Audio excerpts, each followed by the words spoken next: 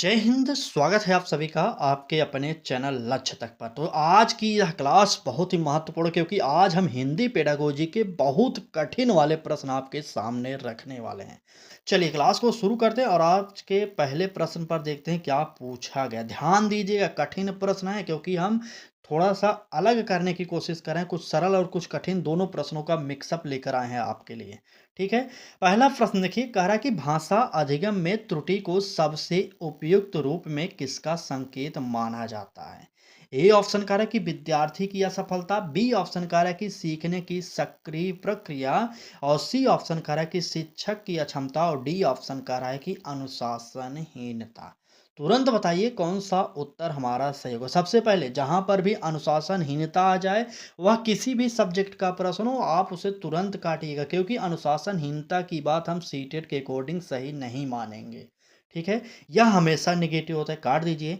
और शिक्षक की अक्षमता त्रुटि का उपयुक्त कारण नहीं हो सकता, इसलिए हमें सी ऑप्शन को भी काटना पड़ेगा। सीखने की सक्रिय प्रक्रिया, हमारा बी ऑप्शन करा है, ये हमारा सही हो सकता है, लेकिन ए ऑप्शन करा है कि विद्यार्थी की असफलता। क्या आप समझ रहे हैं कि जो बालक त्रुटियाँ कर रहा है वो विद्यार्थी की असफलता है? बिल्कुल नहीं। सीटेट कहता है कि अगर बालक गलतियाँ कर रहा है, बालक फेल हो रहा है, तो बालक की उसमें गलती नहीं, टीचर की उसमें गलती। भाई साहब, ये कैसा लॉजिक है?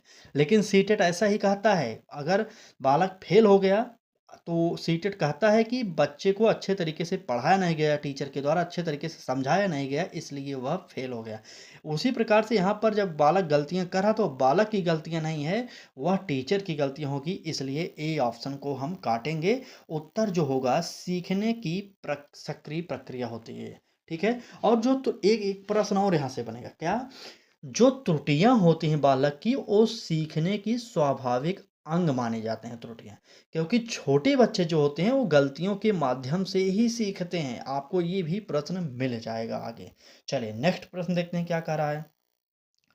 कहा जा रहा है कि यदि शिक्षक चाहता है कि विद्यार्थी किसी पाठ के निहितार्थ को समझे, तो सबसे उपयुक्त गतिविधि कौन सी होगी। ए ऑप्शन कह रहा है कि शब्दार्थ लिखवाना, बी ऑप्शन कह रहा है कि पाठ का वाचन कराना, सी ऑप्शन कह रहा है कि अनुमान आधारित प्रश्न पूछना, और डी ऑप्शन कह रहा है कि कठिन शब्द याद कराना। चले तुरंत बताइए प्रश्न संख्या 2 का उत्तर क्या होने वाला है। चलिए सभी लोग एक तरफ से कमेंट करेंगे, सब लोग एक तरफ से कमेंट करेंगे, बिल्कुल। देखिए, यहाँ पर प्रश्न आप समझ गए। ए ऑप्शन कह रहा है कि शब्दार्थ लिखवाना, किसी भी पाठ के अगर निहितार्थ को समझने के लिए अगर शब्दार्थ लिखवाया जा रहा है तो वह नेगेटिव होगा, उसे काटना पड़ेगा आपको। बी ऑप्शन कह रहा है कि पाठ का वाचन कराना, बिल्कुल नहीं, निहितार्थ समझने की बात कर रहा है, तो यहाँ पर कभी भी पाठ का वाचन नहीं कराएंगे हम, इतना जानते रहिए। और सी ऑप्शन करा कि अनुमान आधारित प्रश्न पूछना, और डी ऑप्शन करा कि कठिन शब्द याद कराना। यहाँ पर याद कराना शब्द निगेटिव होगा, प्रश्न के अकॉर्डिंग देखा जाए तो सी ऑप्शन सही हो जाएगा। ठीक है। चलिए क्लास को आगे बढ़ाते हैं और अगला प्रश्न देखते हैं क्या कह रहा है। ये प्रश्न आ गया, कह रहा कि भाषा कक्षा में स्कैफोल्डिंग का प्रमुख उद्देश्य क्या है। स्कैफोल्डिंग से कई प्रकार के प्रश्न बनेंगे आपके पेपर में, ध्यान दीजिएगा। ए ऑप्शन कह रहा कि केवल उत्तर बताना, बी ऑप्शन कह रहा कि विद्यार्थी को क्रमिक सहयोग देकर स्वावलंबी बनाना, सी ऑप्शन कह रहा कि गृह कार्य बढ़ाना, और डी ऑप्शन परीक्षा की तैयारी कराना। चले तुरंत बताइए कौन सा होगा स्कैफोल्डिंग का अर्थ। बिल्कुल, प्रमुख उद्देश्य बता दीजिए। देखिए, अर्थ की बात किया जाए स्कैफोल्डिंग की, तो सहारा देना होता है। स्कैफोल्डिंग का अर्थ होता है अस्थाई सहारा देना, अस्थाई सहारा नहीं, अस्थाई सहारा देना, यानी कि कुछ समय तक सहारा देना। ठीक है। और स्कैफोल्डिंग शब्द को देने वाले मनोवैज्ञानिक जो थे वो थे वाइगोत्स्की महोदय। ये भी आप जानते रहे, वाइगोत्स्की महोदय ने सामाजिक सांस्कृतिक विकास का सिद्धांत दिया था, ये भी आप नोट करेंगे। ठीक है। तो चलिए प्रश्न पर आते हैं। केवल उत्तर बताना इसके फोल्डिंग का उद्देश्य नहीं होता, और ना ही गृहकार बढ़ाना, और ना ही परीक्षा की तैयारी कराना, बल्कि उत्तर जो होगा वह होगा क्या, विद्यार्थी को क्रमिक सहयोग देकर स्वावलंबी बनाना। प्रश्न संख्या 3 का जो उत्तर होगा वह होगा बी वाला ऑप्शन सही। नेक्स्ट देखते हैं प्रश्न। कह रहा है कि निम्न में से कौन सा प्रश्न उच्च स्तरीय चिंतन को सबसे अधिक विकसित करता है। बताइए। ए ऑप्शन कह रहा है कि कविता किसने लिखी, बी ऑप्शन कह रहा है कि कहानी में कितने पात्र हैं, सी ऑप्शन कह रहा है कि यदि कहानी का अंत बदलना हो तो आप क्या परिवर्तन करेंगे और क्यों करेंगे, और डी ऑप्शन कह रहा है कि कठिन शब्दों के अर्थ लिखिए।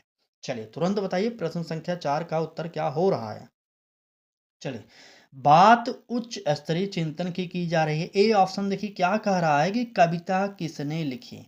मान लीजिए कविता को राजेंद्र प्रसाद ने लिखा था, तो क्या सिर्फ यहाँ से उच्च स्तरीय चिंतन होगा? बालक एक शब्द में उत्तर बता सकता है कि हाँ, कविता को महादेवी वर्मा ने या राजेंद्र प्रसाद ने या जयशंकर प्रसाद ने कोई लिखा होगा, एक वह बता सकता है। तो यहाँ पर कोई भी उच्च स्तरीय चिंतन की बात नहीं हुई, इसलिए काटिए। ठीक है। अब कह रहा है बी वाला ऑप्शन कि कहानी में कितने पात्र थे। बालक अगर कहानी पढ़ा रहेगा तो सिंपल सा उत्तर दे देगा, 10 5 जो भी हैं आप बता सकते हैं ना। तो यहाँ पर ये भी उच्च स्तरीय चिंतन को नहीं बढ़ावा दे रहा है। ठीक है। चलिए, अगला ऑप्शन देखिए कह रहा है कि यदि कहानी का अंत बदलना हो तो आप क्या परिवर्तन करेंगे और क्यों करेंगे। बिल्कुल ये हमारा ऑप्शन सबसे बेस्ट होगा। अगर इस प्रकार के प्रश्न बालक के सामने रखे जाएंगे तो बालक अपने ऊपर डिपेंड होकर उत्तर देगा, तो और इससे क्या होगा, बालक की उच्च स्तरीय चिंतन का विकास भी होता रहेगा। ठीक है। चलिए नेक्स्ट देखते हैं क्या कर रहा है अगला प्रश्न हमारा।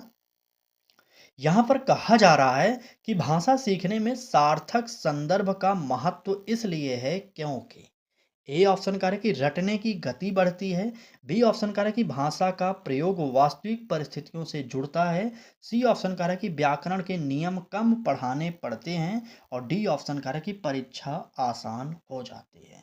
चलिए तुरंत बताइए कौन सा होगा उत्तर। बिल्कुल, देखिए परीक्षा आसान हो जाती है तो बिल्कुल ये गलत होगा। सी ऑप्शन कह रहा है कि व्याकरण के नियम कम पढ़ाने पड़ते हैं, ये भी निगेटिव है। और बी ऑप्शन कह रहा है कि भाषा का प्रयोग वास्तविक परिस्थितियों से जुड़ता है, और ए ऑप्शन कह रहा है कि रटने की गति बढ़ती है। तो रटने की गति यहाँ पर नहीं बढ़ेगी, बल्कि जो होगा भाषा का प्रयोग वास्तविक परिस्थितियों से जुड़ता है। ठीक है। तो यहाँ पर इस प्रश्न का उत्तर जो होगा बी वाला ऑप्शन सही हो जाएगा। ठीक। चलिए, अगर क्लास अच्छी लग रही है तो लाइक कर दीजिए, और चैनल को अभी तक आप सब्सक्राइब नहीं किए तो सब्सक्राइब करिए, या पेज को हमारे फेसबुक पर देख रहे हैं तो फॉलो कर लीजिए। ठीक है। और फेसबुक फेसबुक पर जितने लोग क्लास को देख रहे हैं हम उनसे निवेदन करेंगे कि आप हमारे यूट्यूब चैनल से भी जरूर जुड़िए। ठीक है। क्योंकि यहाँ कुछ अतिरिक्त और कराया जा रहा है। चलिए नेक्स्ट देखते हैं क्या कह रहा है ये वाला प्रश्न। कहा जा रहा है कि बहुभाषिक कक्षा में शिक्षक का सबसे उपयुक्त दृष्टिकोण क्या होगा। ए ऑप्शन कह रहा है कि केवल मानक हिंदी का प्रयोग कराना, बी ऑप्शन कह रहा है कि विद्यार्थियों की मातृभाषा की उपेक्षा करना, सी ऑप्शन कह रहा है कि मातृभाषा को सीखने के संसाधन के रूप में स्वीकार करना, और डी ऑप्शन कह रहा है कि अन्य भाषाओं के प्रयोग पर दंड देना। चलिए प्रश्न संख्या 6 का उत्तर बताइए कौन सा सही होगा। चलिए, बिल्कुल। अगर बात किया जाए बहुभाषिक कक्षा में शिक्षक का उपयुक्त दृष्टिकोण क्या होना चाहिए, तो ए ऑप्शन देखते हैं, कह रहा है कि केवल मानक हिंदी का प्रयोग बिल्कुल नहीं। अगर हम मानक हिंदी का प्रयोग ही सिर्फ करेंगे, तो आपको पता होगा कि क्लास जो होती है वह बहुभाषी कक्षा होती है। कई पृष्ठभूमि के बच्चे वहाँ पर आते हैं और कई भाषाओं वाले बच्चे आते हैं। इसलिए हम उनके ऊपर किसी भी प्रकार का किसी भी भाषा का प्रयोग नहीं करेंगे और ना ही थोपेंगे उनके पे। ठीक है। चलिए ए ऑप्शन काटिए। बी ऑप्शन कह रहा है कि विद्यार्थियों की मातृभाषा की उपेक्षा करना, बिल्कुल नहीं। बात विद्यार्थियों की मातृभाषा की आप उपेक्षा नहीं करेंगे। अगर आप विद्यार्थियों की मातृभाषा का सम्मान नहीं करेंगे तो बालक सीखेगा नहीं। बालक आपकी भाषा हो सकता है न समझे और सीखे ना। इसलिए बी ऑप्शन भी गलत हो जाएगा। सी ऑप्शन कह रहा है कि मातृभाषा को सीखने के संसाधन के रूप में स्वीकार करना, और डी ऑप्शन कह रहा है कि अन्य भाषाओं के प्रयोग पर दंड, बिल्कुल नहीं, दंड नहीं देंगे आप, बल्कि उत्तर जो होगा मातृभाषा को सीखने के संसाधन के रूप में स्वीकार करना, यानी कि सी वाला ऑप्शन सही हो जाएगा। ठीक है। चले, कह रहा है कि निम्न में से कौन सा निर्माणवादी भाषा शिक्षण का उदाहरण है। निर्माणवादी भाषा शिक्षण का उदाहरण कौन सा है। ए ऑप्शन कह रहा है केवल व्याख्यान देना, बी ऑप्शन प्रश्नोत्तर याद कराना, सी ऑप्शन समूह में कहानी का नया अंत लिखवाना, और डी ऑप्शन प्रतिदिन श्रुत लेख कराना। चलिए प्रश्न संख्या 7 का उत्तर बताइए कौन सा सही होगा। डी ऑप्शन हमने पहले ही काट दिया है। चलिए बिल्कुल, बिल्कुल। आप जुड़ गए, बहुत अच्छा किए। चलिए, आप डेली क्लासेस देखिए, सुबह और शाम आज से ही क्लासेज हो रहे हैं, सुबह और शाम। इससे पहले सिर्फ़ सुबह क्लासेज हो रहे थे, ठीक है? चलिए, बिल्कुल। ए ऑप्शन कह रहा है केवल व्याख्यान देना, गलत है। बी ऑप्शन कह रहा है प्रश्नोत्तर याद कराना, ये भी गलत हो जाएगा। उत्तर जो होगा, समूह में कहानी का नया अंत लिखवाना, ये हमारा निर्माणवादी भाषा शिक्षण का सबसे इम्पोर्टेंट उदाहरण हो जाएगा। ठीक? चलिए नेक्स्ट देखते हैं क्या कह रहा है। भाषा अधिगम का सतत एवं व्यापक मूल्यांकन मुख्यतः किस पर बल देता है? ए ऑप्शन केवल वार्षिक परीक्षा, बी ऑप्शन केवल लिखित परीक्षा, सी ऑप्शन सीखने की प्रक्रिया एवं प्रगति और डी ऑप्शन केवल मौखिक परीक्षा। चलिए, भाषा अधिगम का सतत एवं व्यापक मूल्यांकन किस पर बल देता है? तुरंत बताइएगा प्रश्न संख्या 8 का उत्तर। चलिए, बिल्कुल। देखिए, सबसे पहले जहाँ पर केवल शब्द लगा है, आप नेगेटिव काट सकते हैं। चलिए, ए, बी और डी काटिए, उत्तर जो होगा सी वाला ऑप्शन हो जाएगा। क्योंकि यहाँ पर सतत एवं व्यापक मूल्यांकन की बात किया जा रहा है, तो इकलौते किसी का मूल्यांकन हम नहीं करेंगे। इसलिए सीखने की प्रक्रिया एवं प्रगति जो है, यही हमारा सतत एवं व्यापक मूल्यांकन के अंतर्गत आता है। नेक्स्ट देखिए, कह रहा है कि किसी पाठ के अध्ययन के बाद भूमिका अभिनय कराने का प्रमुख उद्देश्य क्या है? ए ऑप्शन समय व्यतीत करना, हमने आपको पहले ही बताया था कि जहाँ पर भी समय व्यतीत करने की बात किया जाए, वह नेगेटिव होता है, काट दीजिए। बी ऑप्शन कह रहा है कि भाषा का वास्तविक प्रयोग विकसित करना, तो ये हमारा हो सकता है। सी ऑप्शन कह रहा है कि अनुशासन बनाए रखना, तो बिल्कुल नहीं। पाठ जल्दी समाप्त करना, बिल्कुल नहीं। उत्तर जो होगा बी वाला ऑप्शन सही हो जाएगा। ठीक? बिल्कुल। चलिए नेक्स्ट देखते हैं अगला प्रश्न क्या कह रहा है। देखिए, एकदम नए प्रश्न हैं, समझ लीजिए एकदम कठिन वाले प्रश्न हैं। आपके सिलेबस के अकॉर्डिंग जितने भी कठिन प्रश्न बनेंगे हम आपको कराएंगे, सरल बनेंगे हम आपको कराएंगे। बस इतना यकीन करिए कि अगर आप हमारे साथ जुड़े हैं तो अब आपको डेली क्लासेस पढ़ना है और टेंशन नहीं लेना है। ठीक है? चलिए, बात प्रश्न की जाए, प्रश्न संख्या 10 क्या कह रहा है? कह रहा है कि यदि विद्यार्थी किसी शब्द का अर्थ संदर्भ से स्वयं निकाल लेता है तो यह किस प्रकार का अधिगम है? ए ऑप्शन कह रहा है कि यांत्रिक अधिगम। क्या बार बार अधिगम हो रहा है? बिल्कुल नहीं। यांत्रिक का तात्पर्य होता है बार बार। ठीक है, इसलिए ए ऑप्शन काटिए। बी ऑप्शन कह रहा है कि खोज परक अधिगम, ये हमारा हो सकता है। सी ऑप्शन अनुकरण अधिगम, ये भी हो सकता है। और डी ऑप्शन कह रहा है कि दंड आधारित अधिगम, तो ये नहीं होगा। चलिए, बी और सी में से उत्तर तो एक ही होगा। चलिए बताइए कौन सा 100% श्योर हैं आपके उत्तर, बी या सी में से एक है? चलिए, बिल्कुल। प्रश्न संख्या 10 बिल्कुल सही। यहाँ पर जो खोज परक अधिगम होगा, यानी कि बी वाला ऑप्शन यहाँ पर हमारा सही हो जाएगा। आइए आगे बढ़ते हैं और देखते हैं अगला प्रश्न क्या कह रहा है। ठीक है, कह रहा है कि भाषा कक्षा में खुले प्रश्न पूछने का प्रमुख लाभ क्या है? खुले प्रश्न पूछने का प्रमुख लाभ आपसे पूछा जा रहा है। ए ऑप्शन कह रहा है कि केवल एक सही उत्तर मिलता है। बी ऑप्शन कह रहा है कि विद्यार्थियों में विविध विचार और अभिव्यक्ति विकसित होती है।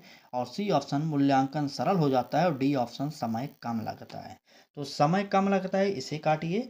और केवल एक ही सही उत्तर मिलता है, इसे काटिए। अब आपको बी और सी में से भी एक उत्तर चुनना पड़ेगा। चलिए बताइए कौन सा सही होगा। बिल्कुल। प्रश्न संख्या 11।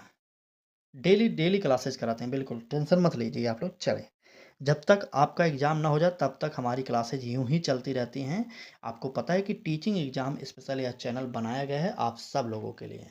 ठीक है? चलें, अगर बात किया जाए बी या सी में से कौन सा उत्तर होता है, तो देखिए, खुले प्रश्न पूछने का लाभ कभी भी मूल्यांकन सरल होता है ये हम नहीं मानेंगे, बल्कि विद्यार्थियों में विविध विचार और अभिव्यक्ति विकसित होती है, यानी कि बी वाला ऑप्शन हम सही मानेंगे। ठीक है ना? बिल्कुल। आइए नेक्स्ट देखते हैं। कह रहा है कि निम्न में से कौन सा कार्य भाषा के चारों कौशलों का एकीकृत विकास करता है? ए ऑप्शन केवल श्रुतलेख, बी ऑप्शन केवल वाचन, सी ऑप्शन परियोजना कार्य और डी ऑप्शन केवल व्याकरण अभ्यास। चलिए बताइए। 12वें का उत्तर कुछ लोग बी बता रहे हैं, कुछ लोग सी। भाई साहब देखिए, केवल वाला उत्तर तुरंत काटिए, क्योंकि यहाँ पर चारों कौशलों की बात कर रहा है। यहाँ पर जहाँ पर केवल लगा है वहाँ पर इकलौते शब्द की बात की जा रहा है, इसलिए काट दीजिए। उत्तर जो होगा परियोजना कार्य यानी कि प्रोजेक्ट वर्क हो जाएगा, सी ऑप्शन। चलिए नेक्स्ट देखिए क्या कह रहा है। कह रहा है कि भाषा अधिगम में पूर्व ज्ञान का उपयोग आवश्यक है। किस लिए आवश्यक है? ए ऑप्शन कह रहा है कि पाठ छोटा करने के लिए। क्या ये हो सकता है? बिल्कुल नहीं होगा। बी ऑप्शन कह रहा है कि नए ज्ञान को पुराने अनुभव से जोड़ने के लिए। ये तो हो सकता है। सी ऑप्शन कह रहा है कि परीक्षा में अंक बढ़ाने के लिए। तो ये भी नहीं होगा, क्योंकि परीक्षा की बात सीटेट नहीं करता। और गृह कार्य कम करने के लिए, ये भी नहीं होगा। उत्तर जो होगा हमारा दूसरा हो जाएगा सही। ठीक, बिल्कुल दूसरा सही कर लीजिए। और आगे आइए देखते हैं अगला प्रश्न क्या कह रहा है। चलिए ये रहा प्रश्न, आप सब उत्तर देते रहेंगे, ठीक है। चलिए कह रहा है कि यदि शिक्षक विद्यार्थियों से किसी समाचार पर अपने विचार लिखवाता है तो वह मुख्यतः किस क्षमता का विकास कर रहा है? क्या रटने की विकास कर रहा है टीचर? बिल्कुल नहीं। ए ऑप्शन तुरंत काटिए। बी ऑप्शन कह रहा है कि आलोचनात्मक चिंतन, ये हमारा हो सकता है। सी ऑप्शन केवल सुलेख, बिल्कुल नहीं। केवल वर्तनी, बिल्कुल नहीं।